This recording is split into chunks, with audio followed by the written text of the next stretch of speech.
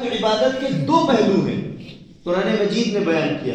سورہ حج آیت نمبر 77، یا ایھا الذین آمنوا ارکعوا واسجدوا واعبدوا ربکم وافعلوا الخیر لعلکم تفلحون۔ اے ایمان والو، رکوع کرو، سجدہ کرو، نماز پڑھو۔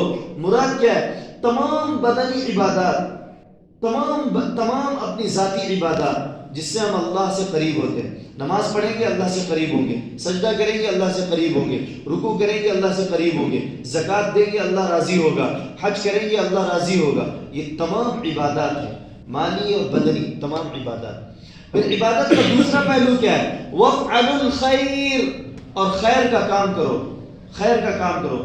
خیر کے کام میں علماء نے لکھا ہے، خیر کے کام میں اللہ کے بندوں کو اللہ کی بندگی سے چھوڑنا ہے۔ ایک انسان بھوکا ہے اور وہ دیندار نہیں ہے، تو سب سے بڑی ضرورت اس کی بھوک نہیں ہے، سب سے بڑی ضرورت ہے کہ وہ جنت چلا جائے۔ اس لیے امت کا مطلب کیا ہے؟ امت کا مطلب ہے کہ ایک انسان کانپور میں مسلمان بیٹھا ہوا ہے، اس کے سر میں درد ہو رہا ہے، لکھنؤ میں بیٹھے ہوئے مسلمان کو وہ درد محسوس ہو، وہ درد محسوس ہو۔ کیا مطلب ہے؟ کہ آپ کا پڑوسی وہ جہنم کے راستے پر چل پڑا ہے اور آپ جنت کے راستے پر چل رہے ہیں، تو آپ کو یہ احساس ہو، یہ فکر ہو کہ یہ بھی جنت چلا جائے، یہ فکر ہو، یہ احساس ہو۔ یہی ہے امت پناہ، محبت کے ساتھ رہنا، یہی ہے امت پناہ۔ ہم جنت سے آئے تھے، جنت جانا ہے ہمیں۔ کہاں سے آئے تھے؟ جنت سے آئے تھے، جنت جانا ہے۔ جو جنت جانے کی فکر نہیں کر رہے ہیں، راستہ بھول گئے ہیں، راستہ بھول گئے۔ میپ بھی ان کے پاس نہیں ہے، ان کے پاس میپ نہیں ہے۔ میپ ہے تو سننا نہیں چاہ رہے ہیں، جو سمجھا رہے ہیں، جو بتلا رہے ہیں کہ یہ راستہ جائے گا جنت، مان نہیں رہے، اور اس راستے پر چل رہے ہیں جو راستہ سیدھا گمراہی کی طرف جا رہا ہے، جہنم کی طرف جا رہا ہے۔ اس لیے ہمیں جہنم کے راستے سے بچنا بھی ہے اور بچانا بھی ہے۔ قرآن نے بیان کیا ہے سورہ آل عمران آیت نمبر 185، فَمَنْ زُحْزِحَ عَنِ النَّارِ وَأُدْخِلَ الْجَنَّةَ فَقَدْ فَازَ، جو جہنم سے بچا لیا جائے اور جنت میں داخل کر دیا جائے، یہ کامیاب انسان ہے، یہ کامیاب انسان ہے۔ اس لیے قرآن مجید میں کئی جگہوں پر اللہ تعالیٰ نے کھل کر کے یہ پیغام دیا ہے کہ روزی کی تقسیم اللہ تعالیٰ کرتا ہے۔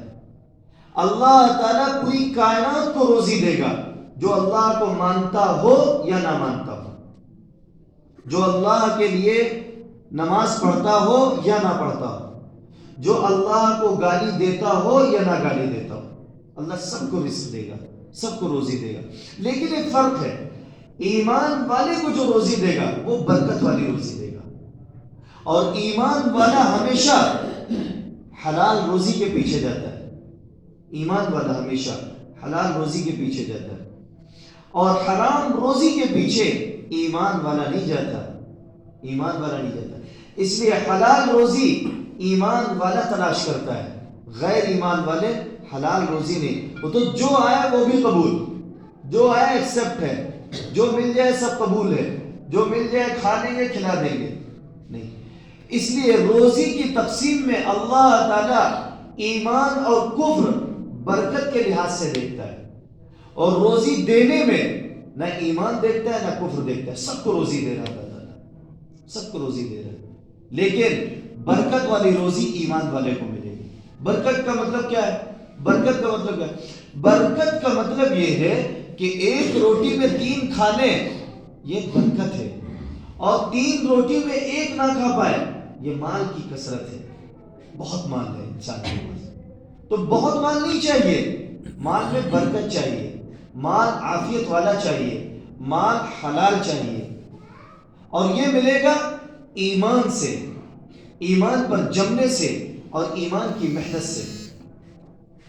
حضرات صحابہ رضوان اللہ علیہم اجمعین نے اپنا سب کچھ لگا دیا، سب کچھ لگا دیا ایمان کو باقی رکھنے کے لیے، ایمان پر چلنے کے لیے، اور ایمان کے تقاضوں کو پورا کرنے کے لیے سب کچھ لگا دیا۔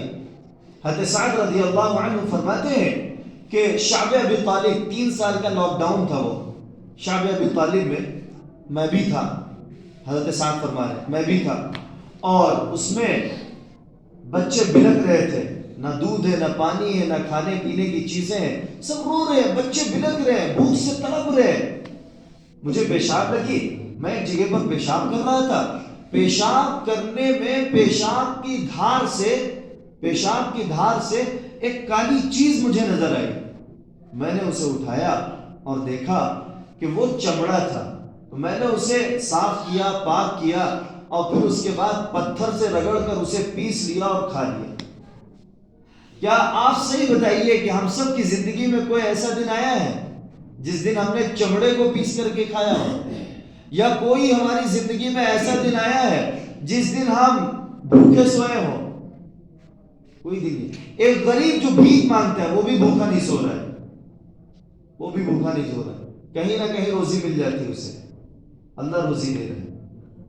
جس کے مقدر میں اللہ تعالیٰ نے روزی نہ ملنے کا، اس کی موت کا سبب روزی نہ ملنا بنا دے تو اس کی موت ہو جائے گی بھوک میں، ورنہ اللہ تعالیٰ روزی کی ذمہ داری لیے سب کو دے گا، سب کو دے گا۔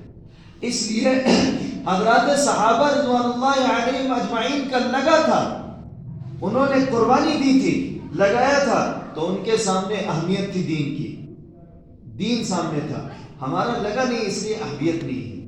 اس لیے کہا یہ جاتا ہے کہ صحابہ نے جو کیا ہم اس جیسی نقل کر لیں، نقل سے پاس ہوتے ہیں نا، نقل کر لیں، اللہ تعالیٰ پاس کر دے گا اگر ہم نے نقل کر لیا۔